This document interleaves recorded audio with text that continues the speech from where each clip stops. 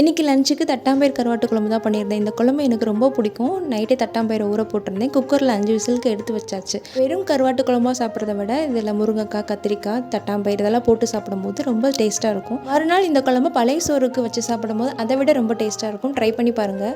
இது குச்சி கருவாடை மண்டையெல்லாம் நீக்கி ஹாட் வாட்டரில் க்ளீன் பண்ணி எடுத்து வச்சிட்டேன். இன்றைக்கி மண்சட்டியில் தான் இந்த கருவாட்டு குழம்பு செய்ய போகிறேன். இதுக்கு மண்சட்டியில் தாராளமாக நல்லெண்ணெய் ஊற்றி கடுகு, உளுந்தம்பருப்பு, வெந்தயம், ஜீரகம், அப்புறம் கருவேப்பிலை இதெல்லாம் நல்லா பொரிஞ்சதுக்கப்புறம் 2 பெரிய வெங்காயம், ஒரு வத்தல், 2 தக்காளி இதெல்லாம் நல்லா வதக்கிக்கணும். இதோடு கொஞ்சம் வெள்ளைப்பூண்டு ஆட் பண்ணிவிட்டு மஞ்சள் தூள், அதுக்கப்புறம் கத்திரிக்காய், முருங்கைக்காயெல்லாம் ஆட் பண்ணிவிட்டு 1 ஸ்பூன் சால்ட்டு, 2 ஸ்பூன் குழம்பு மிளகாய் தூள், 1/2 ஸ்பூன் மல்லித்தூள் இதெல்லாம் போட்டு நல்லா வதக்கிக்கணும். அப்புறம் புளி தண்ணி ஆட் பண்ணி ஒரு 10 மினிட்ஸ் மூடி போட்டு மூடி வச்சிடணும். அப்புறம் வேக வச்ச தட்டாம்பயிறு, கருவாடு, அப்புறம் லாஸ்ட்டு தேங்காய் பால் இதெல்லாம் போட்டு ஒரு 5 மினிட்ஸ் கொதிக்க விட்டதுக்கப்புறம் நல்லா கமகமன்னு வீடே மணக்கிற அளவுக்கு தட்டாம்பயிறு கருவாட்டு குழம்பு ரெடி ஆகிடும். சைடிஷ்க்கு வெறும் சுட்டப்பழம் மட்டும் போதும், சூப்பராக இருக்கும். ஓகே, அடுத்த மினி விளாக்கில் பார்க்கலாம். அது வரைக்கும் பாய்.